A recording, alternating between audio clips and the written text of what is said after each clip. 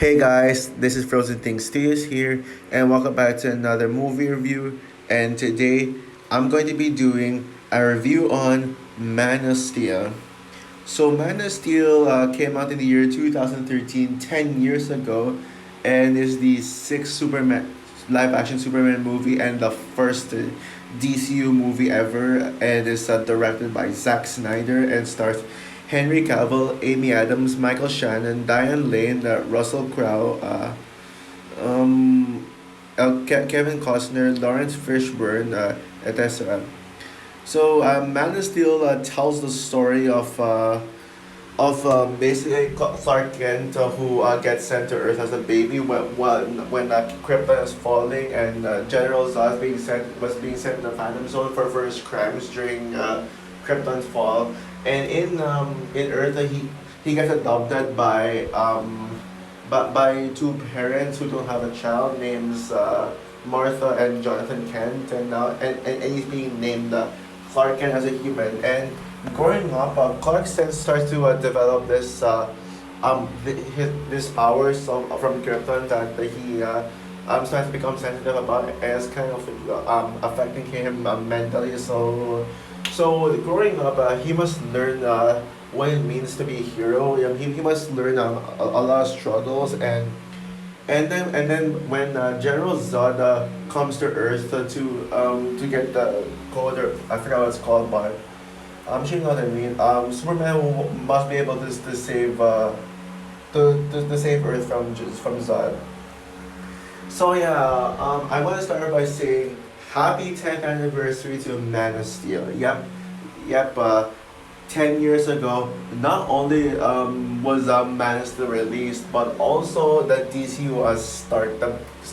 So it's been 10 years now since the DCU. Right? I guess DC is ending this year, so I guess it's really perfect for DC to have a 10-year run from 2013 all the way to 2023. And I mean, I like the DCU. I wouldn't say I love the DCU as much as a certain user you probably know who I'm referring to, but yeah, sure. DC has made some duds like Suicide Squad and Justice League and Aquaman, but DC actually had more good movies than bad movies, and I really love this studio. I mean, I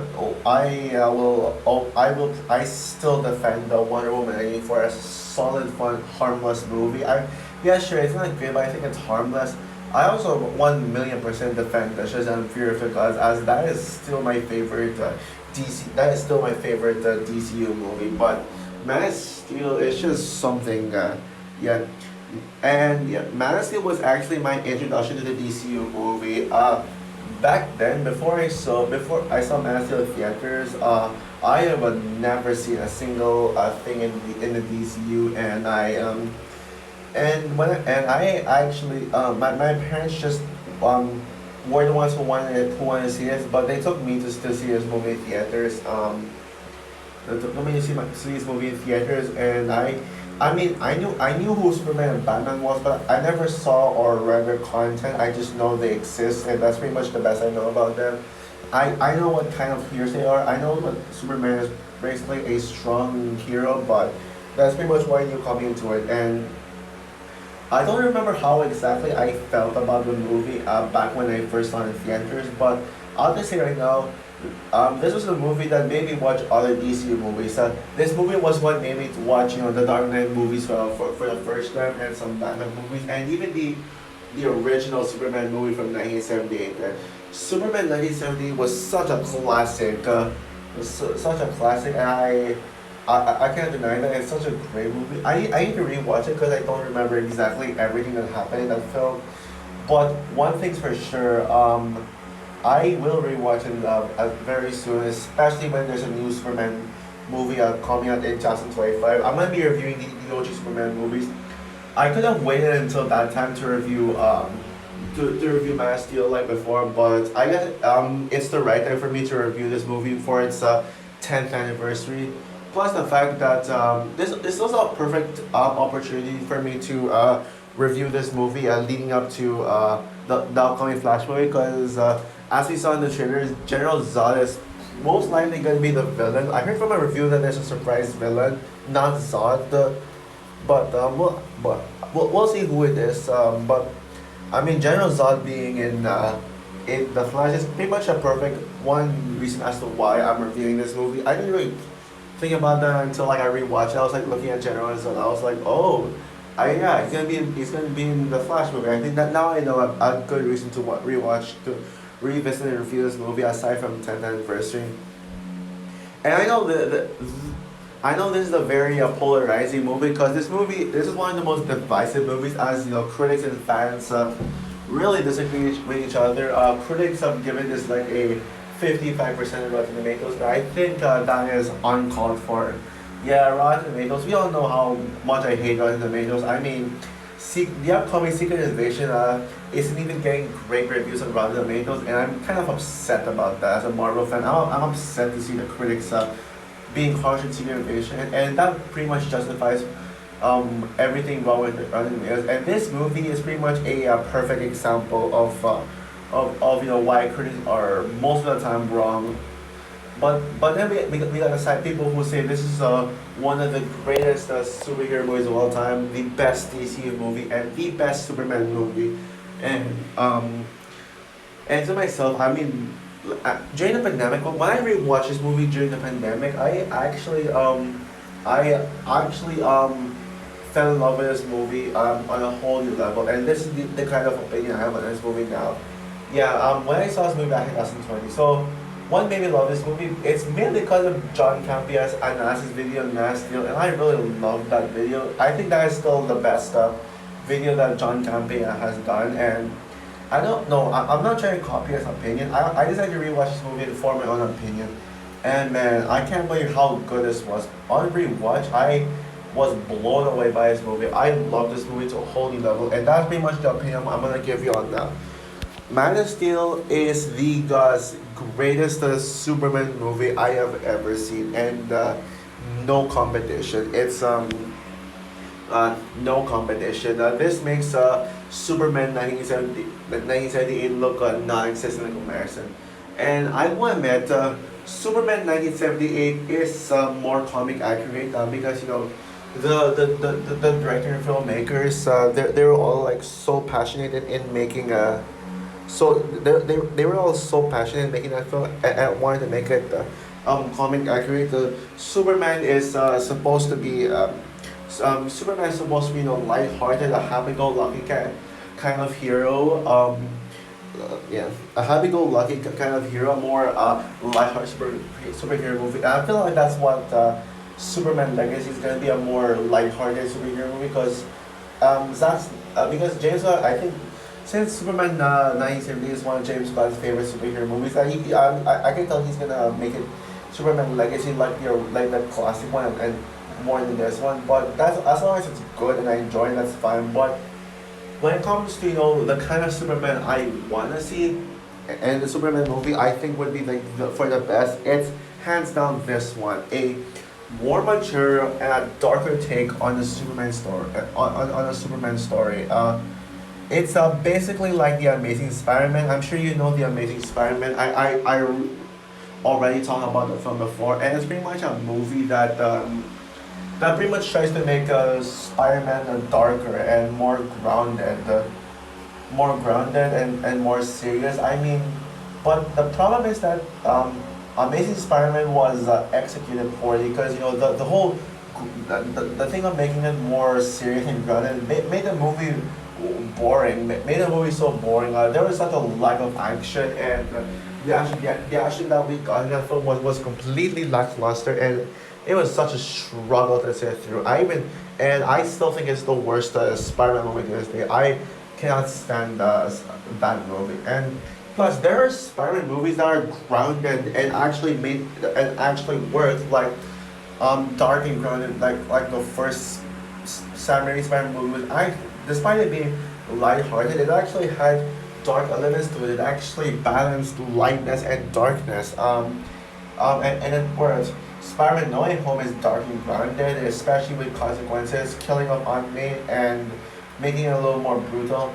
even across the Spider-Verse is grounded and mature, and it actually perfectly works. And that's actually one of the main reasons as to why I love Across the Spider-Verse so much. Now, why am I talking about Spider-Man? It's because I think this one had Superman had something in common where it's got a lighthearted, you got a lighthearted original and a reboot that's darker and more mature. Oh, but I think Man of Steel is the Amazing Spider-Man done right. Man of Steel is what the Amazing Spider-Man that should have been all along. Like, if you're trying to make it the dark and the grounded, if you want it dark and grounded, make it actually good. Make it actually feel like it's grounded and stuff, and it actually gives us enough action. This movie actually has enough action scenes, and I'll definitely talk about the action later. And man, yeah, this movie is just perfect. This movie has such a deep story, such a deep story about trying to wait, how do I say this? About trying to find it, about just a boy trying to find himself and trying to find out who he is, and it's tackling such heavy themes, and it has such big issues and big ideas, and it actually takes risks. Um, it it actually takes a risk, the message like the messages in this film is just really good, and even if it's technically the same story and it repeats the original film's elements, this movie does it in a way that makes you actually get invested in Clark's character more than the other than the original Clark, because it's told in such a deep way, in such a impactful way. It really makes gives you like a lot of impact with the character, and I really was invested in the character throughout. And I gotta tell you right now, Henry Cavill is my Superman. Like, even if you don't like Man of Steel, you're lying if you think Henry Cavill isn't a good Superman. Because I have never seen Superman like feel like an actual Superman more than Henry Cavill. Like, Henry Cavill is the Superman. He's like the goat of the Superman actors, and I think Henry Cavill gives such an electrifying performance. His performance is one of the reasons as to why this movie has such a large impact, because such a large impact because it is just that impactful. And yeah, Henry Cavill, yeah, it really feels like you can clearly tell that he's actually passionate about playing Superman. He actually has this passionate side to him, and he feels like Superman. And I don't know if even the new I don't know if even David Corenswet could top Henry Cavill. I will admit though, David Corenswet does look like a perfect Superman. But the question is, will he top Henry Cavill? That's pretty much a question I want to ask. But I mean, I don't. I mean, he's a less popular actor. The only project, movie I've seen him in is Pearl. Which, by the way, I plan to get that movie a rewatch. And this is Pearl is a great movie. I recommend seeing it. But yeah. Yes. Okay, Marissa. Yeah, Henry Cavill is a perfect Superman, and even the other actors were great. Amy Adams as Lois Lane. I don't understand the Lois Lane hate for this. I think now my only nitpick with Amy Adams Lois Lane it is the age gap. I mean, she's like way older than Henry Cavill. She's like almost 10, like nearly. I'm not sure how much older, but I can tell like almost 10 years older than him, close to that. So I think she was a little too old, like especially now, especially as of now, when if only a Master 2 actually happened, we'd see Amy Adams looking way too old as Lois Lane as of now. She's like nearly about to reach her 50, so I feel like they could have gotten a younger Lois Lane, but based on what they got with Amy Adams, specifically in that film, I think she does a really good job playing Lois Lane, and I had no problem with Clark and Lois as a robot. I think that they both work perfectly together. I'm sure Superman Legacy will give us a better Lois Lane than this. Hopefully, it's Mary Mouser or Natalia Dyer, because for once, like I'm currently rewatching Stranger Things season 4, which I will certainly review that on its 1 year anniversary for season 4 volume 2 this July. But seeing Natalia Dyer play like a kind of detective or journalist like type of character makes me, and seeing what she does in season 4 makes me realize that I think she will be the perfect Lois Lane, and I hope DC considers casting Natalia Dyer as Lois Lane. But for like just me being passionate about an actress, me just having a crush on an actress like that, I'd love to see Mary Mouser as Lois Lane, as Mary Mouser audition for Lois Lane. Maybe Mary Mouser playing Lois Lane in Superman Legacy would make that the best Superman movie. Who knows?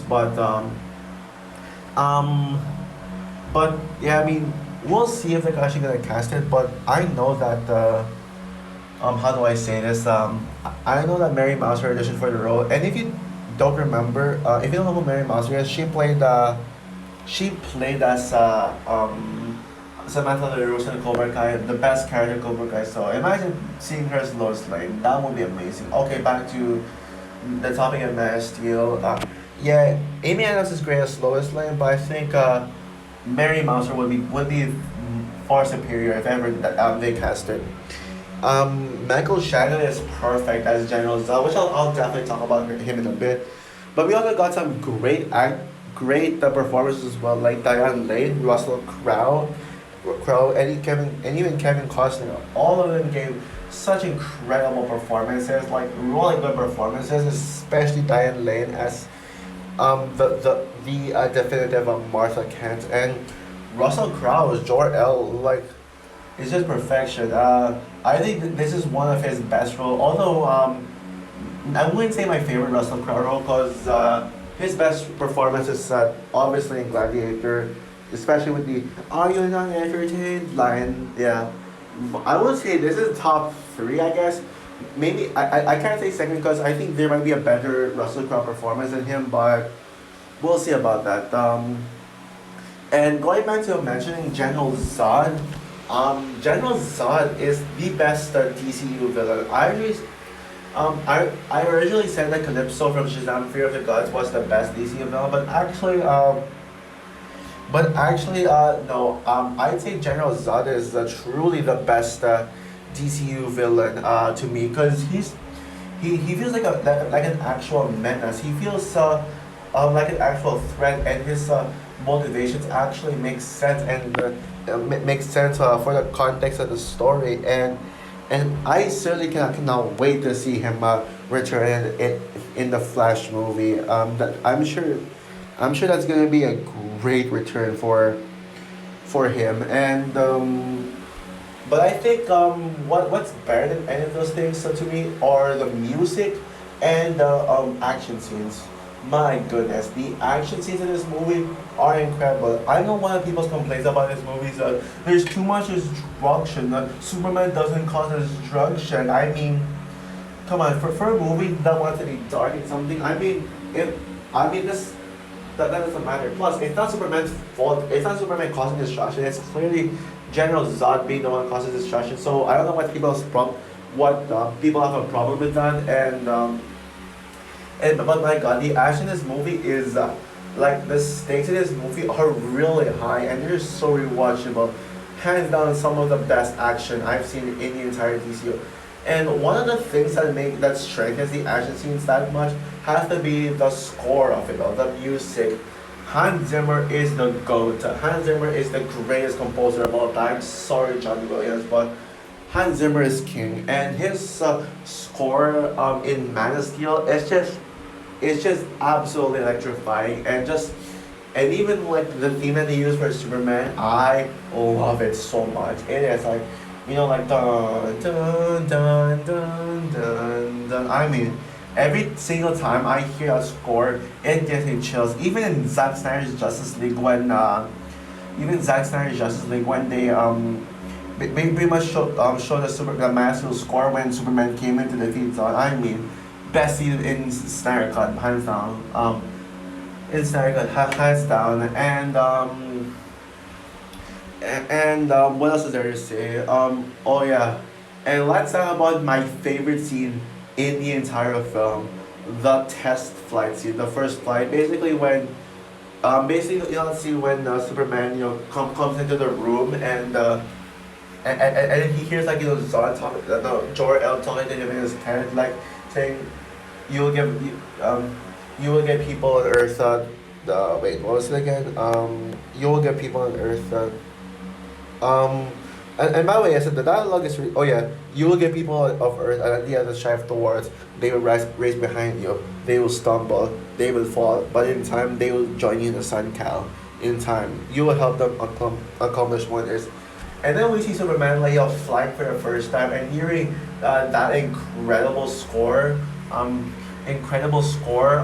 It is just epic, and yeah, that scene alone is just really impactful, and it really makes a huge impact on Superman's character development because that's when Superman finds himself, Clark finds himself as being Superman, and yeah, the whole like score, it is just it's just incredible, and even on rewatch yesterday, that scene still gave me chills down my spine, incredible, and.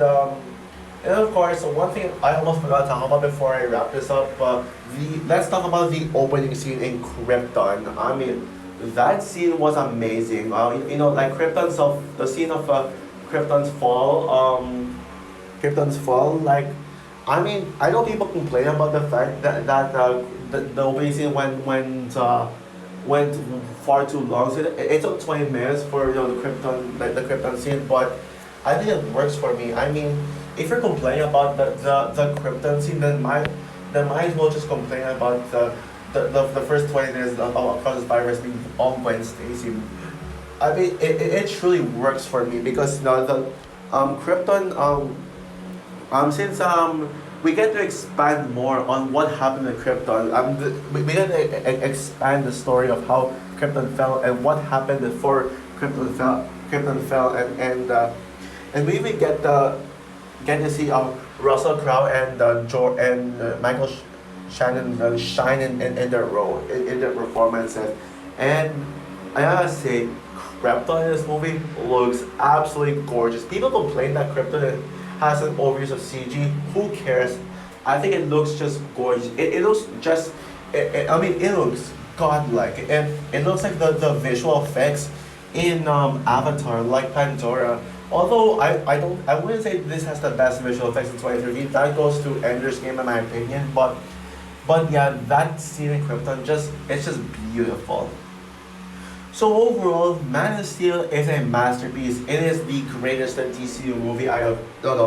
I mean the greatest Superman movie. No, it's not my favorite DCU movie. I would say it's my third favorite DCU movie, right behind Shazam: Fear of the Gods and the James Gunn's Suicide Squad. But I will admit though, Man of Steel is a better made film than Shazam 2. But I just love Shazam 2 more. I enjoy it more.